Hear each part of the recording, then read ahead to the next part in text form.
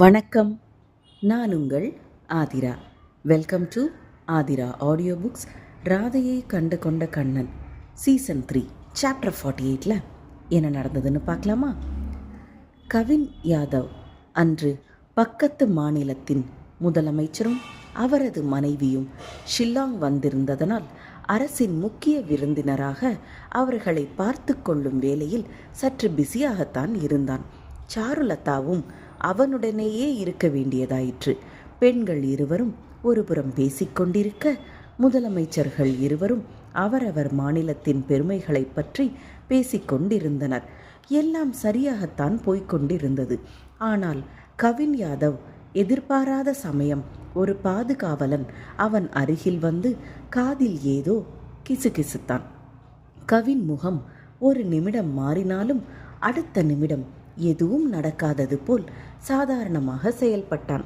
ராதிஷா சென்னைக்கு ரகசியமாக flight ticket book செய்திருப்பது அவனுக்கு தெரிய வந்தது. எதனால் இப்படி ஒரு முடிவெடுத்தாள் என்பது அவனுக்கு புரியவில்லை. கருமேகங்களுக்கு நடுவில் முழு நிலவு எட்டி பார்த்து கொண்டிருந்தது. அங்கங்கு கண் சிமிட்டும் நட்சத்திரங்களை பார்க்க 1000 கண்கள் வேண்டும்தான். டின்னர் பார்ட்டிக்கு பின்பு விருந்தாளிகள் இருவரும் கிளம்பினர். அப்போதுதான் கவின் யாதவிற்கும் சாருலதாவிற்கும் அப்பாடா என்றிருந்தது. ஆனால் தாமதிக்க அவனிடம் எந்த நேரமும் இருக்கவில்லை. தேங்க்ஸ் சாரு, நாள் முழுக்க நீ என்னுடன் இருக்க வேண்டியதாயிற்று. வா, நான் உன்னை வீட்டில் விட்டுவிட்டு அவசர வேலையாக கிளம்ப வேண்டும் என்றான் கவின். இன்று இரவு அவளுடைய கியாஷாக அவளை சந்திப்பதாக அவன் சொல்லிவிட்டு வந்த பின்பும் எதற்காக இங்கிருந்து கிளம்ப ஆயத்தமானாள் என்று அவனுக்கு உண்மையிலேயே விளங்கவில்லை. அவன் கண்களில் அந்த சிறு பெண்ணின் மேலிருந்த காதலும் ஏக்கமும் கவலையும் நன்றாகவே தெரிந்தது. எதுக்கு தேங்க்ஸ் கவின்? இருவரும் ஒருவருடன் ஒருவர் இருக்க வெவ்வேறு காரணங்கள் இருக்கின்றன. நீ எனக்கு உதவி செய்வது போல்தான் நானும் உனக்கு செய்கிறேன் என்றாள் சாருலதா. அதை பற்றியெல்லாம் இங்கு பேச வேண்டாம் சாரு. சுவற்றிற்கும் காதுகள் இருக்கிறது. இங்கிருந்து கிளம்பலாம், வா என்றான் கவின். கவின், உனக்கு ஏதோ முக்கிய வேலை இருப்பதாக தெரிகிறது. நீ இங்கிருந்து கிளம்பு. எனக்கு வேறு வண்டியை மட்டும் ஏற்பாடு செய்தால் போதும். நான் சென்று கொள்கிறேன் என்றாள் சாருலதா. இல்லை சாரு, சிறு சிறு தவறுகள் கூட நாம் இதுவரை பட்ட கஷ்டங்கள் அத்தனையும் தவிடு பொடியாக்கிவிடும். வேண்டாம், நான் உன்னை வீட்டில் விட்டுவிட்ட பின்பு செல்கிறேன். சீக்கிரம் வா என்று அழைத்தான் கவின். கவினும் சாருலதாவும் அவனுடைய காரில் கிளம்பினார்கள். முன்பும் பின்பும் 2 வாகனங்கள் பாதுகாவலர்களுடன் வந்தது. உண்மையிலேயே தெருவில் பார்ப்பவர்கள் கண்கள் அதன் மேல் இருக்கத்தான் செய்தது. முதலமைச்சர் அவருடைய வருங்கால மனைவியை எவ்வளவு பாதுகாப்பாக வீட்டிற்கு கூட்டி செல்கிறார் என்று பரபரப்பாக அங்கங்கே பேசிக்கொண்டுதான் இருந்தார்கள். இது அத்தனையும் கடந்து சாருலதாவை அவளது வீட்டில் விட்டுவிட்டு கிளம்ப ஆயத்தமானான் கவின் யாதவ். கவின், ராதிஷாவிற்கு ஏதேனும் பிரச்சனையா? நீ ஒரு மாதிரியாக இருக்கிறாயே, என்ன ஆயிற்று என கேட்டாள் சாருலதா. அவளை திரும்பி பார்த்த கவின், இதோ உனது வீடு வந்துவிட்டது. நீ இன்று நாள் முழுவதும் வேலை செய்து களைத்திருப்பாய். சீக்கிரம் போய் படுத்து தூங்கு. நாளை பார்க்கலாம் என்றான் கவின் யாதவ். அவள் கேட்ட கேள்விக்கு அவன் பதிலே சொல்லவில்லை. மீண்டும் சாருலதா, கவின், ஒருவேளை அவள் நமது உறவை பற்றி தவறாக கருதியிருக்கலாம் என்று எனக்கு தோன்றுகிறது. நான் வேண்டுமானால் அவளிடம் பேசி பார்க்கட்டுமா என கேட்டாள் சாருலதா. தேவையில்லை, என்னுடைய பிரச்சனைகளை நானே பார்த்து கொள்வேன். அதோடு எங்கள் இருவருக்கும் நடுவில் யார் வருவதையும் நான் விரும்பவும் இல்லை என்றான் கவின் இறுக்கமான முகத்துடன். காரை விட்டு கீழே இறங்கிய சாருலதா மீண்டும் அவன் புறம் திரும்பி, கவின், ஒருவேளை நம்முடைய நிச்சயதார்த்தம் அவளை குழப்பியிருக்கும் என்று தோன்றுகிறது என்றாள் சாருலதா. எதுவாக இருந்தாலும் சரி, நம் திட்டப்படி எல்லாம் சரியாக சென்று கொண்டிருக்கிறது. எதையும் மாற்ற தேவையில்லை என்றான் கவின். ஒருவேளை ராதிஷாவால் அதை தாங்கிக் கொள்ள முடியாமல் போனால் என கேட்டாள் சாருலதா.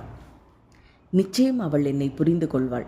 இங்கு நடக்கும் எதையும் அவள் தடுக்கவும் மாட்டாள் என்று உறுதியாக சொல்லிவிட்டு அங்கிருந்து கிளம்பினான் கவின். ராதிஷா எங்கு சென்றாலும் அவளை தூக்கி கொண்டு வரும் திறமை படைத்தவன் கவின்.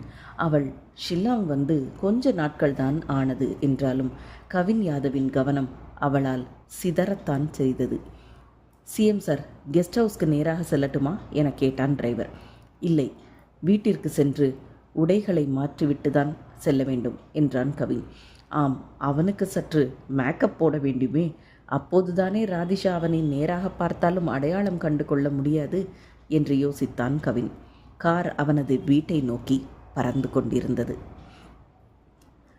ராதிஷாவிற்கு அவள் எடுத்த முடிவு சரியா தவறா என்று பல யோசனைக்கு பின்பு எதுவாக இருந்தாலும் அவள் அது கியாஷுக்கு முன்பு நேராக ஒரு முறை கேட்டுவிடலாம் என்று தோன்றியது. எதற்காக அவன் அவளிடம் உண்மையை மறைக்கிறான் என்று அவளுக்கு தெரியவில்லை. அதே நேரம் இவள் ஏன் மறைக்க வேண்டும்? இவள்தான் அவளுடைய கியாஷை கண்டு கொண்டாளே, பின்பு எதற்காக இந்த கண்ணாமூச்சி ஆட்டம் ஆட வேண்டும்? எதுவாக இருந்தாலும் நேருக்கு நேராக மோதி பார்த்து விடலாம் என்ற முடிவுடன் ராதிஷா நிமிர்ந்து டிரைவரிடம் காரை வீட்டிற்கு திருப்பச் சொல்ல நினைத்தாள். ஆனால் கார் ஏர்போர்ட் நோக்கி செல்லாமல் வேறு வழியில் சென்று கொண்டிருப்பதை உணர்ந்த ராதிஷா, ஏய், யார் நீ? யார் உன்னை அனுப்பியது? என்னை இப்பொழுது எங்கு அழைத்துச் செல்கிறாய் என கேள்விகளை அடுக்கினாள். மேடம், நான் உங்களை காயப்படுத்த மாட்டேன், கவலைப்படாதீர்கள் என்றான் அந்த டிரைவர். அவனுக்கு முன்பு இருந்த கண்ணாடியில் அவனை பார்த்த ராதிஷாவிற்கு அவன் மிகவும் சாந்தமாக இருப்பது தெரிந்தது. அவனை பார்த்தால் அவளை கடத்தி கொண்டு செல்பவன் போல் தெரியவில்லை. யார் இப்பொழுது இந்த வேலையை செய்தது? ஒன்று கவின் யாதவ் வர்மா, அவள் இங்கிருந்து கிளம்பும் தகவலை தெரிந்து கொண்டு இப்படி செய்திருக்கலாம், அல்லது சர்வேஷுடைய வேலையாகவும் இருக்கலாம். இருவரில் யார் இந்த வேலையை செய்தது? அவளுக்கு எந்த பதிலும் கிடைக்கவில்லை. அவளுக்கு கோபம்தான் வந்தது. டிரைவரிடம் மீண்டும் அனத்தலானாள். யார் என்னை இப்பொழுது அழைத்து வர சொன்னது? உண்மையை சொல் என அதட்டலுடன் கேட்டாள் ராதிஷா. அவன் சற்று அமைதியாகவே இருந்தான். இப்போது நீ சொல்லப் போகிறாயா இல்லையா என கத்தினாள் ராதிஷா. அவளது படபடப்பை பார்த்த அந்த டிரைவர், மேடம், பொறுமையாக இருங்கள், மிஸ்டர் கியாஷ் உங்களை அவரது வீட்டிற்கு அழைத்திருக்கிறார் என்றான் அந்த டிரைவர். வாட், கியாஷ் என ஆச்சரியமும் அதிர்ச்சியும் கலந்த குரலில் கேட்டாள் ராதிஷா. கியாஷ் என்பது அவனது உண்மையான பெயர் இல்லையே. அவளை தவிர அந்த பெயரால் யாரும் அவனை அழைத்ததும் இல்லையே. இந்த லவ் ஸ்டோரியில் அடுத்து என்ன நடந்ததுன்னு நெக்ஸ்ட் எபிசோடில் பார்க்கலாம். Bye viewers.